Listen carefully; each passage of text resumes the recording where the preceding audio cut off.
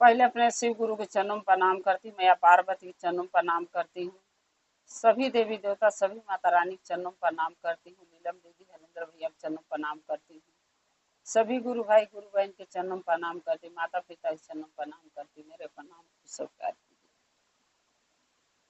हरेंद्र भैया ने 3 सूत्र दिए हैं। पहला में दया मांगना है, दूसरा में चर्चा, तीसरा में नमन करना है। गुरु भाई गुरु बहना कथा सुनाने जा रही हूँ। कृपा करके कथा को ध्यान से सुनिएगा। ध्यान से सुनने से ज्ञान मिलता है। आधी अधूरी कथा नहीं सुनना चाहिए, क्योंकि शिव गुरु का अपमान होता है। पूरा कथा सुनने से कथा के रहस्य के बारे में पता चलता है और ज्ञान भी मिलता है कि कथा में क्या बताया गया, क्या समझाया गया, उसका ज्ञान मिलता है। इसलिए कथा को हमेशा पूरा सुनिएगा ताकि ज्ञान मिल सके सुन के। एक सेठ जी थे। सेठ जी बहुत धर्मात्मा आदमी थे। पुण्य दान पुण्य बहुत करते थे। कोई भी भूखा दुखा आता था उनके दरवाजे, तो कभी कोई भूखा नहीं जाता था। दान पुण्य तीर्थ धाम हर चीज सेठ जी करते थे। कोई चीज ऐसा नहीं है पूजा पाठ की ना करें, सब कुछ करते थे।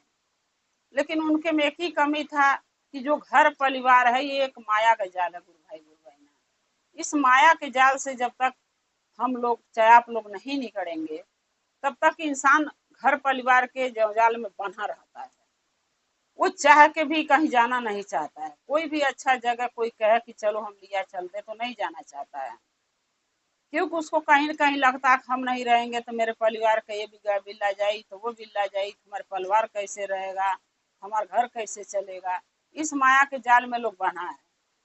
लेकिन एक न एक दिन तो कहीं और नहीं तो वहां तो जाना ही है। तब परिवार कैसे रहेगा? तब भी तो रहेगा। सेठ जी के अंदर भी यही कमी थी। वो परिवार के छोड़ के परिवार से दूर कहीं जाके नहीं रह सकते थे, इसलिए माया के जाल में वो बंधे पड़े थे। एक दिन सेठ जी के घर पर कुछ महात्मा आए, संत आए और सेठ जी के घर पर गए। सेठ जी ने बहुत उनके आदर भाव इज्जत से मान सम्मान से बैठाया और जितने दिन 8-10 दिन 12 दिन संत लोग रहे, सेठ ने बहुत उनका सेवा सुविधा किया, इज्जत किया, मान सम्मान किया। खान पीन, हर सोने का, बैठने का, खाने का, पीने का, हर चीज का ध्यान रखा है। सेवा वो सब कुछ किए सेठ जी ने, क्योंकि सेठ जी दान पुण्य सेवा बहुत करते थे। ये सब चीज में वो पीछे नहीं होते थे। जब महात्मा लोग हफ्ता 10 दिन रह लिए, तब एक दिन महात्मा ये को बोलने लगे सब कि अब हमके जाना चाहिए।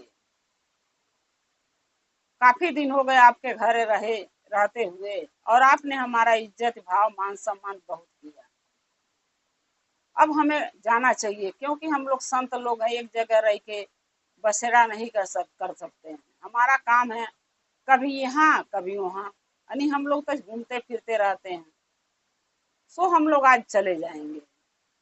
तब सेठ ने बोला कि हे महात्मा, जैसे इतना दिन ले रहे वैसे कुछ दिन और रहिए, सेवा का मौका दीजिए हमके। आप रहेंगे तो आपका सेवा करता हूँ तो मुझे बहुत आनंद मिलता है, एक सुकून सा मिलता है हमारी जिंदगी में कि चलो मेरी ये शरीर किसी के काम तो आई। तो उस महात्मा में जो सबसे बड़े महात्मा थे, उन्होंने बोला कि ठीक है, बाकी सबके तो कम से कम जाने दो, क्योंकि और भी कार्य होता है हम लोगों के लिए जो करना जरूरी है। चलो हम तुम्हारे घर 2-4 दिन और रह जाते हैं, तुम्हारे कहने से इतना मनो अगर कहीं रहे हो रहने के, तो 2-4 दिन हम और रह जाएंगे, लेकिन बाकी लोग के जाने दो।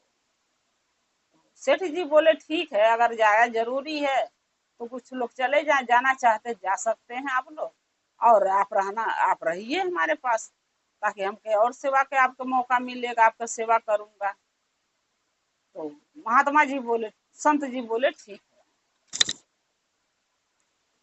अब संत जी जो थे, बाकी लोग तो चले गए, लेकिन जो एक संत जी सबसे बड़े जो थे, हेड थे उसमें का, वो बच गए। वो रहने लगे सेठ जी के घर में।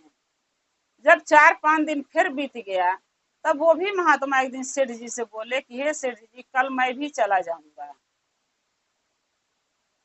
तो सेठ जी बोले क्यों, आप क्यों चले जाएंगे, आप और रहिए। तब महात्मा बोले संत नहीं सेठ जी, अब हमें चलना चाहिए, काफी दिन हो गया यहाँ रहते, और एक जगह रह के हमारा बसेरा नहीं हो सकता। हमारा तो काम है इस गांव से उस गांव, उस गांव से उस गांव, चलते ही रहते हैं हम लोग। लेकिन जाने से पहले मैं आपको कहीं घुमाने ले जाना चाहता हूँ, आपको कहीं ले जाना चाहता हूँ कि आप चलेंगे हमारे साथ।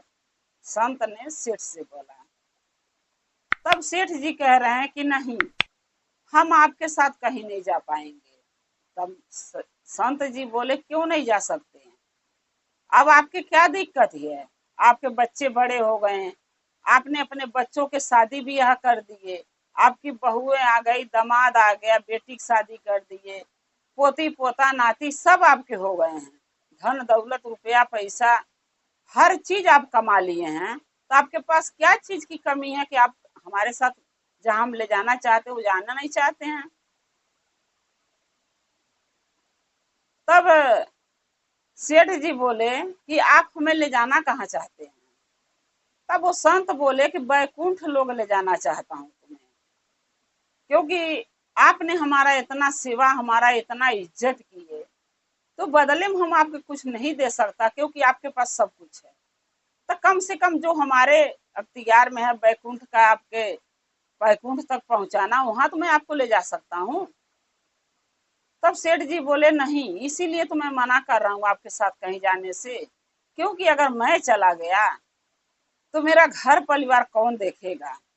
घर का मैं मुखिया हूँ, मैं रहता हूँ तो मेरे बाल बच्चे सही रास्ता चल रहे हैं, कमा रहे हैं, खा रहे हैं, घर परिवार सुखी है, सही से चल रहा है। और जब मैं नहीं रहूंगा तो मेरे बच्चे भटक जाएंगे रास्ते से, तो हमारे बच्चों के, हमारे परिवार के कौन संभालेगा, कौन देखेगा। यही कारण से मैं आपके साथ वैकुंठ लोक नहीं जा सकता। तब संत ने बोला कि देखिए सेठ जी, हमने तो इसलिए आपन समझ के बोला कि आप हमारे इतना सेवा किए, तो हमारा भी कुछ फर्ज है कि आपकी जो जीवन मिली है ये सारे कष्टों से मुक्त हो जाए। लेकिन आप नहीं चाहते मुक्ति पाना, तो इसमें मैं क्या कर सकता हूँ। ठीक है, आप नहीं जाना चाहते हैं तो आप रहिए।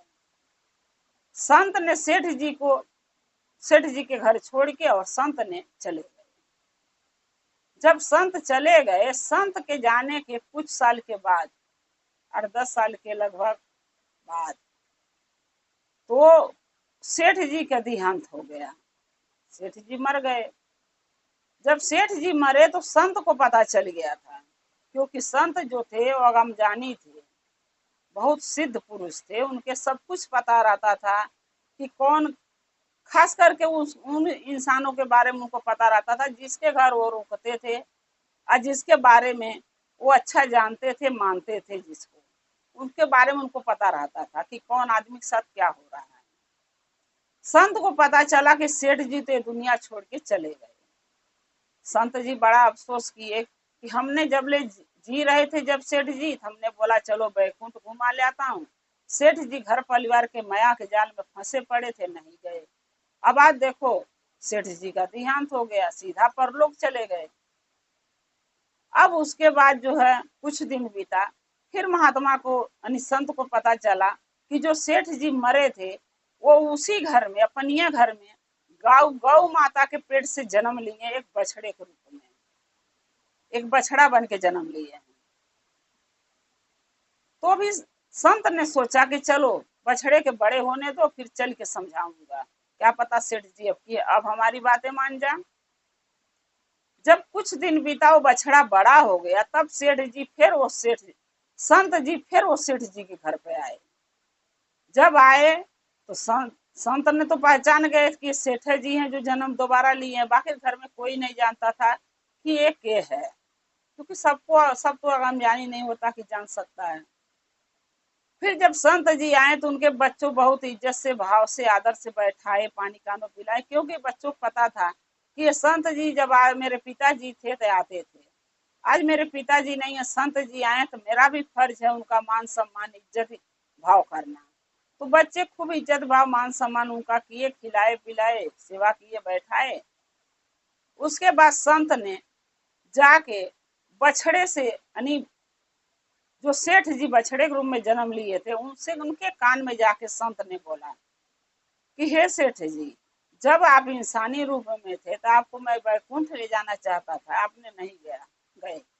अब आप मर चुके, यानी इंसान के जोनी से आप मुक्ति पा गए हैं, अब आ गए हैं जानवर के जोनी, यानी बछड़े के जोनी में जन्म लिए हैं।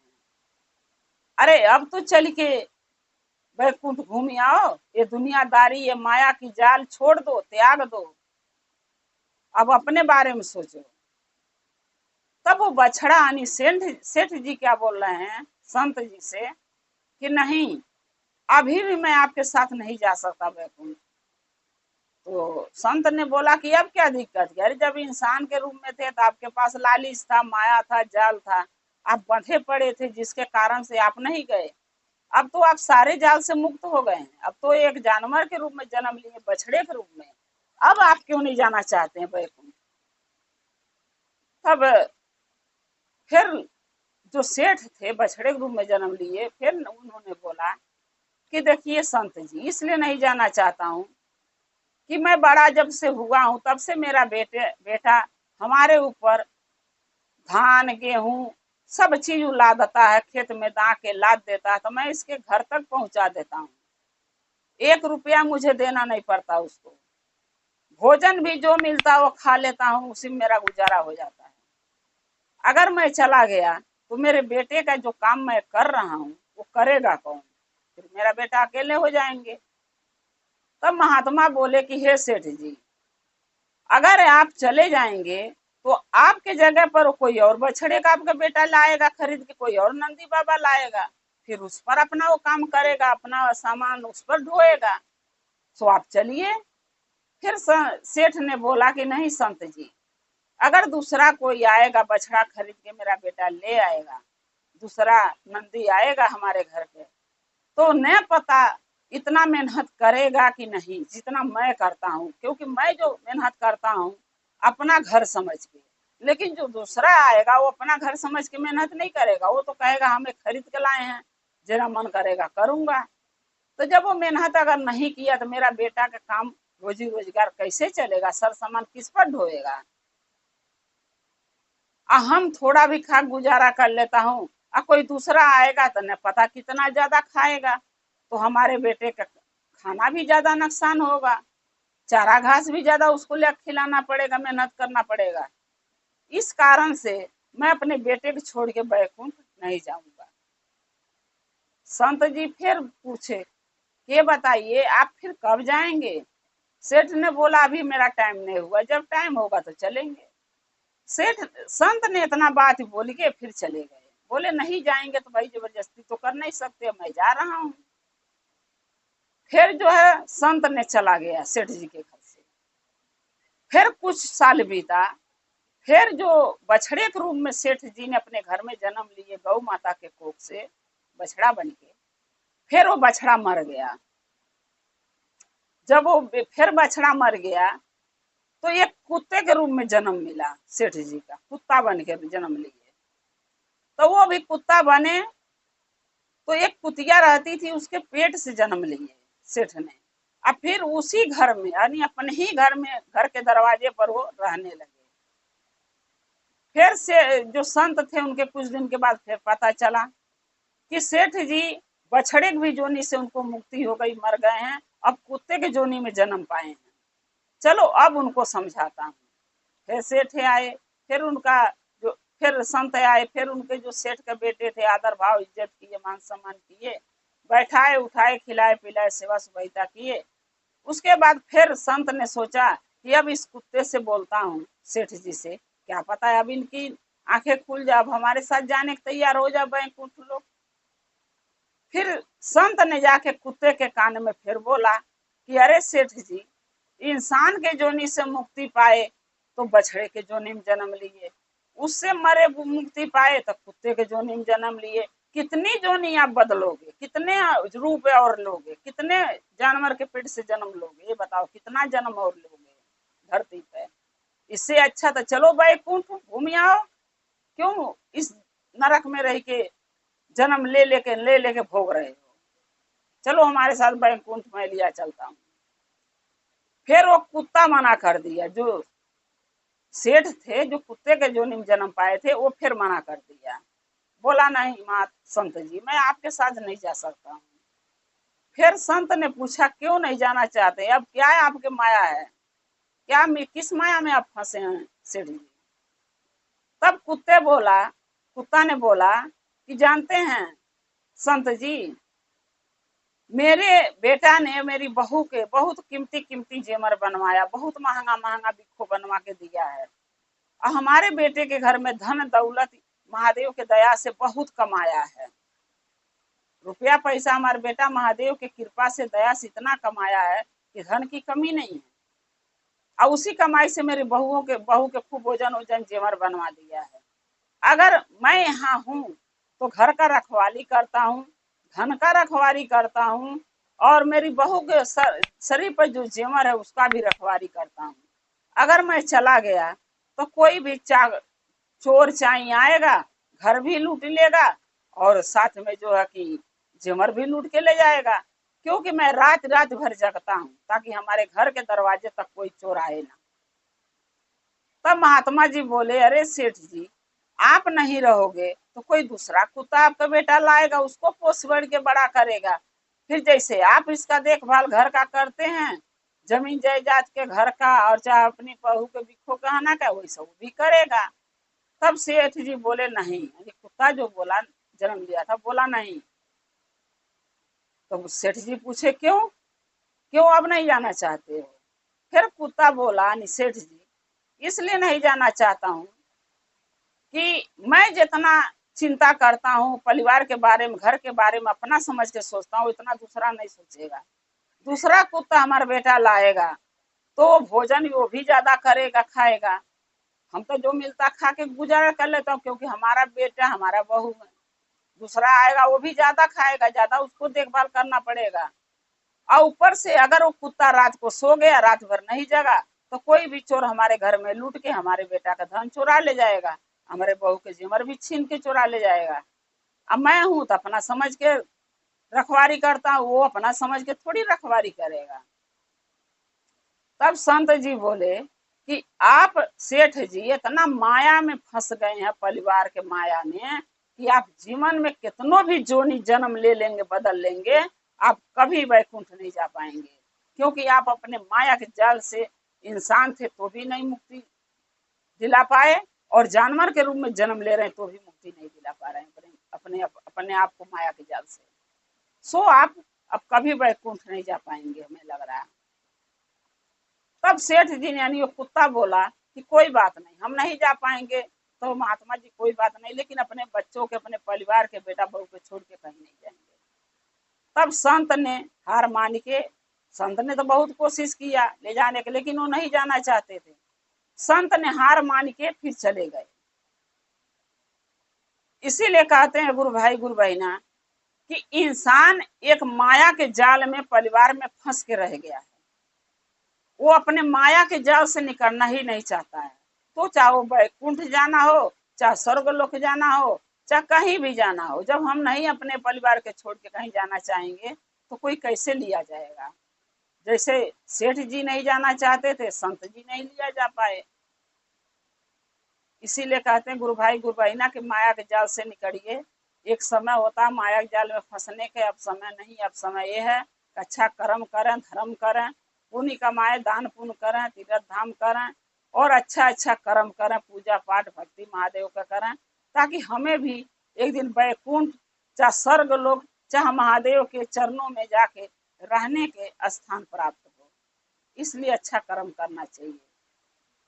परिवार के लिए तो हम लोग जीवन भर करते ही हैं, लेकिन इस उम्र में, इस जीवन में अब कुछ भगवान के यानी महादेव के लिए भी करना चाहिए, कुछ परिवार के लिए करना चाहिए। दोनों काम के बारे में सोचना चाहिए। गुरु भाई गुरु बहना, अगर मेरा ये कथा आपको अच्छा लगा तो कमेंट में लिख के जरूर भेजिएगा। चैनल को सब्सक्राइब कर लीजिए। जो भी मैं नया नया कथा वीडियो डालती हूँ आपके पास पहुंचता रहे। आप हमारे कथा को, हमारे वीडियो को ऐसे ही देखते रहें, अपना प्यार अपना दुलार देते रहें। और हम और आप शिव परिवार से ऐसे ही जुड़े रहें, हमारा रिश्ता शिव परिवार से ऐसे ही बना रहे।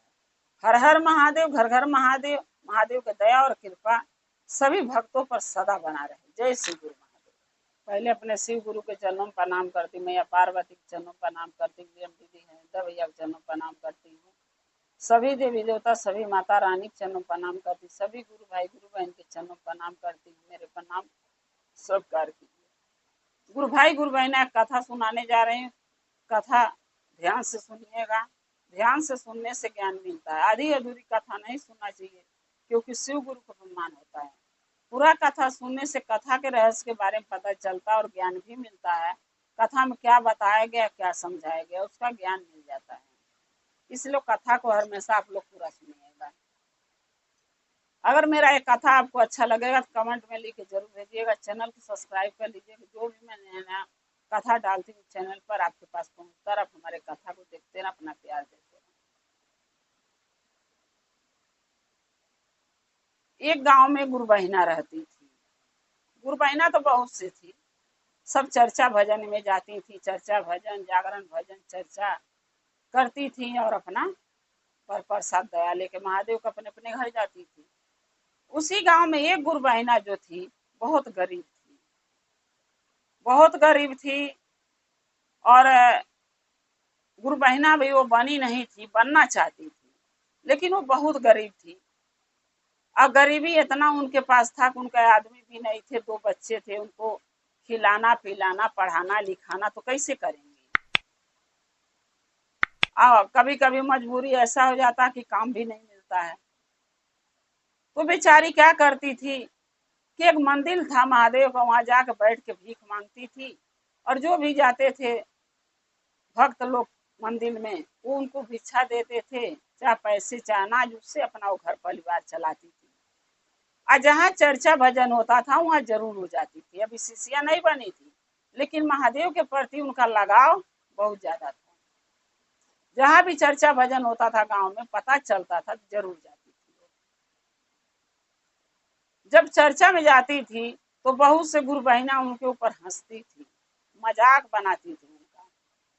कहती थी सब देखो, एक भिखारन भी महादेव के चर्चा में आती है, भिखारन भी महादेव के शिष्या बन के और उनके पाना चाहती है। गुरु भाई गुरु बहिना, हम आप लोग से यही कहेंगे, चाहे वो भिखारन हो, चाहे डोम हो, चाहे चमार हो, चाहे भंगी हो, कोई भी जाति हो, चाहे वो कुछ भी अपने जीवन में करता हो, इससे हमें चाहे आपको फर्क नहीं पड़ना चाहिए। जब महादेव के, हमारे भोलेनाथ के फर्क नहीं पड़ता है, शिव गुरु फर्क नहीं पड़ता है, तो हम और आप कौन होते हैं इस चीज के फर्क करने वाला और सोचने वाला। जब वो जाती थी चर्चा में, तब लोग मजाक उनका बना के सारे गुरु भाई गुरु बहिना हंसते थे। लेकिन वो जो महादेव का भक्त थी, वो किसी से बुरा नहीं मानती थी। वो ये सोचती थी कि जब हमारी किस्मत खराब है तभी तो लोग हमारे किस्मत पर हंस रहे हैं, हंसने दो। अगर महादेव के हमारे साथ हैं तो एक दिन हम भी जरूर महादेव के चरणों में लग जाऊंगे। ऐसे करते करते रोज जाती थी, रोज उनका लोग मजाक बनाती थी, गुरु भैया गुरु बहिना लोग। एक दिन गुरु बहिना बोली एक गुरु बहिना से कि हम भी महादेव का शिष्या बनना चाहती हूँ, क्या आप हमारे नाम का घोषणा महादेव के चरणों में कर देंगे। तब वो गुरु बहिना सब और लगी हंसने, मजाक बना के बोली, हाँ ये भी शिष्या बनेगी, बताओ भीख मांगेगी दिन भर की शिष्या बन के चर्चा भजन गाएगी। वो बेचारी बोली कि देखिए आप लोग हंसना है जितना हंसिए, मजाक बनाना बनाइए, लेकिन महादेव के भक्ति का मजाक तो मत बनाइए, क्योंकि महादेव का भक्ति आप भी करती हैं, मैं भी करना चाहती हूँ, और जो आ रहा है वो कर भी रही हूँ। लेकिन मतलब यह है कि आप महादेव के मजाक बनाएंगे भक्ति का, तो मतलब महादेव का आप लोग अपमान कर रहे हैं। तब एक गुरु बहिना उसमें थी तो बोली ठीक है, तो बोल रही है, क्यों तुम लोग ऐसा कहती हो, हम लोग भी तो एक दिन नहीं थे, तो कोई से बने, तो कोई तो हमारा नाम का घोषणा किया था, हम शिष्या शिष्य बने हैं, तो वो भी कहती है तो घोषणा कर दो, क्यों उनको सता रहे हो, परेशान कर रहे हो। तब एक गुरु बहिना बोली कि ऐसा है कि जा कल आना तो नाव का घोषणा हो जाएगा।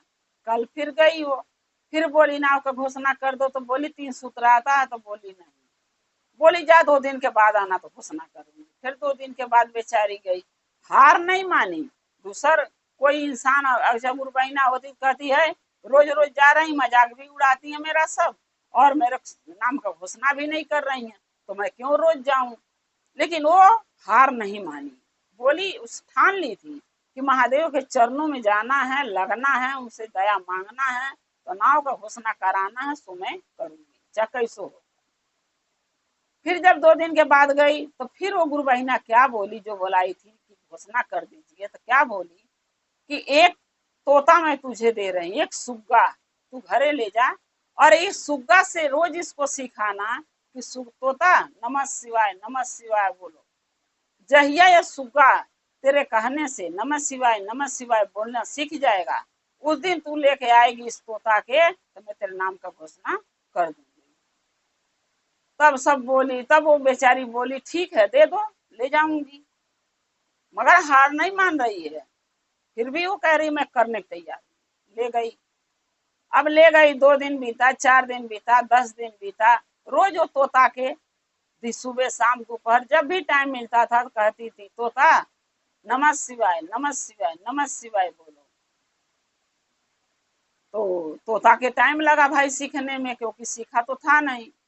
करते करते जब 10 दिन बीत गया, 11वें दिन तोता जाके बोला, जब बताई कि नमः शिवाय बोलो, तब तोता कह रहा नमः शिवाय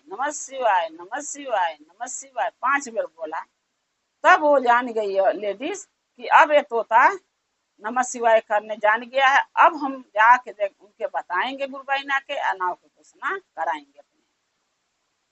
फिर वो लेडीज क्या करी कि वो तोता के लेके एक जगह शिव चर्चा हो रहा था, वहां पहुंच गई। जाके गुरु बहिना से बोली हे गुरु बहिना, तोता नमः शिवाय करना सीख गया महादेव का, अब हमारा नाम की घोषणा कर दो। तब फिर सब गुरु बहिना क्या कह रही हैं कि सबके सामने जब ये बोलेगा तब मैं मानूंगी, तब तेरे नाम का घोषणा होगा महादेव के चरणों में।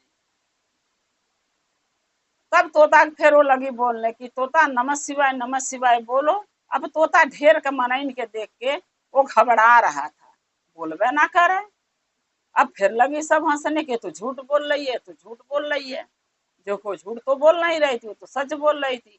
अब तोता ढेर के मनाई के देख के अगर नमः शिवाय नहीं कर रहा है जाप, तो उसमें वो बेचारी की तो कोई गलती नहीं थी, लेकिन लोग गलती उसी को माने, उसी को गलत बनाए। तब वो बेचारी क्या करी कि वही शिव चर्चा में बैठ के अब महादेव से प्रार्थना लगी करने की हे भोलेनाथ, हे शिव गुरु, आप हमारी सहायता कीजिए। तोता हमारे घर पे नमः शिवाय आपका जाप किया, यहाँ आके मनन के देख के नहीं बोल रहा है। अब ये लोग सोच रहे हैं कि मैं झूठ बोल रही हूँ, अब हम कैसे साबित करें कि हम सच बोल रही हूँ। कोई रास्ता, कोई मार्ग दिखाओ हे महादेव। मैं भी आपके चरणों में आपका शिष्या बन के जुटना चाहती हूँ, आपका चर्चा भजन दया मांगना चाहती हूँ, नमन करना चाहती हूँ, सो मेरे ऊपर दया करो भोलेनाथ, दया करो। आए तोता से बोलवा दो नमः शिवाय, ताकि मेरे नाम का घोषणा ये लोग कर दें, गुरु बहिना लोग। अब महादेव के देखिए चमत्कार। महादेव सच्चे मन के जो भक्त सच्चे मन से सच्चे दिल से जो भक्ति करता है, एक लगन लगा लेता महादेव के लिए, हम महादेव के पाना चाहते हैं, वो भक्त का महादेव कभी मन निराश नहीं करते हैं, उसका विश्वास कभी नहीं डगमगाने देते हैं। जब वो बेचारी लगी नमः शिवाय करके महादेव के प्रार्थना करने, तब महादेव उसके दर्शन दिए। लेकिन उस दर्शन में कोई महादेव के नहीं देख पाया, देखी तो खाली वो लेडीज देखी कि महादेव हमके दर्शन दिए। महादेव दर्शन उसको दिए, और महादेव पूछे कि क्यों इतनी दुखी हो, बताओ। तब वो सारी बात बताई कि हम शिष्या बनना चाहते हैं, लोग नाम का घोषणा गुरु बहिना नहीं कर रहे हैं, क्योंकि हमके 3 सूत्र नहीं आता है। बोली बता दो तो कहते हैं पहले बोले 2 दिन में आना, तो 1 दिन में आना, आई तो बोले फिर तोता दे दिए नमः शिवाय बोलना सिखाओ, तब नाम का घोषणा करूंगा। अब नमः शिवाय तोता घर पर बोलता, यहाँ आके नहीं बोल रहा भोलेनाथ। ये लोग कह रहे हैं कि सबके सामने बोला। अब इतना मनई देख के वो डर रहा, घबरा रहा है, तो मैं क्या करूं, लग रहा मैं आपके फिर शिष्या नहीं बन पाऊंगी, हमारे ऊपर दया कीजिए भोलेनाथ। तब महादेव उसके ऊपर दया किए, उस लेडीज के ऊपर, और तोते के अंदर जाके विराजमान होके उससे नमः शिवाय बोलवाए कि तुम नमः शिवाय बोलो। तब तोता सबके बीच में नमः शिवाय का जाप 11 बार किया। जब 11 बार कर लिया तब जाके सबको यकीन हो गया कि हाँ ये औरत सही बोल रही थी और इसका नीयत, इसका मन साफ है, ये सच्चे मन से महादेव के अपनाना चाहती है, उनका शिष्या बनना चाहती है, उनको गुरु बनाना चाहती है। तब सारे गुरु भाई गुरु बहना के विश्वास हो गया उस लेडीज के ऊपर, आया के उसके चरणों में गिर गए लोग हाथ जोड़ के कि हमें बहन क्षमा कर दो, हम बहुत बड़ा गलती कर दिए, हम तुम्हारा परीक्षा लेते लेते तुम्हें इतना तंग कर दिए कि तुम मजबूर हो गई कि तोता नमः शिवाय करे। अब महादेव तुम्हारे ऊपर दया किए कि तोता यहाँ सबके सामने नमः शिवाय का जाप करके दिखा दिया, अब तुम्हारा नाम का घोषणा हो जाएगा। सब गुरु भाई गुरु बहना वो लेडीज के आगे हार मान लिए भिखारन के, और फिर सब ने मिल के वो उनका नाम का घोषणा करके वो भिखारन लेडीज के गुरु बहना बना ली दिए लोग नाम का घोषणा करके। और फिर वो गुरु बहना सबके साथ चर्चा भजन महादेव के करने लगी, दया मांगने लगी, 3 सूत्र का पालन करने लगी। महादेव जो भीख मांग के खाती थी महादेव के मंदिर पर, वो महादेव उसके धन दौलत से उसका घर भर दिए, हर सुख सुविधा उसके किस्मत में दे दिए कि उसको भीख मांगने की जरूरत नहीं पड़ा।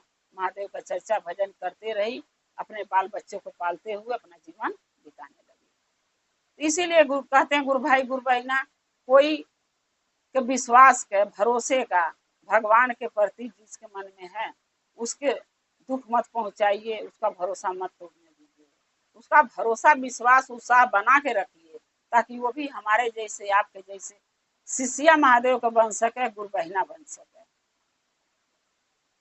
गुरु भाई गुरु बहना मेरा एक कथा कैसा लगा, अगर अच्छा लगा तो कमेंट में लिख के जरूर भेजिएगा। चैनल को सब्सक्राइब कर लीजिए कि जो भी मैं नया नया वीडियो कथा डालती हूँ हमारे चैनल पर आपको पास पहुंचता रहे। जब चैनल को आप सब्सक्राइब करेंगे तो हमारी वीडियो आपके पास पहुंच जाएगी। आप हमारे कथा को ऐसे ही देखते रहें, अपना प्यार देते रहें, हम और आप शिव परिवार से ऐसे ही जुड़े रहें। हर हर महादेव, घर घर महादेव। महादेव का दया और कृपा सभी भक्तों पर सदा बना रहे। जय श्री गुरु।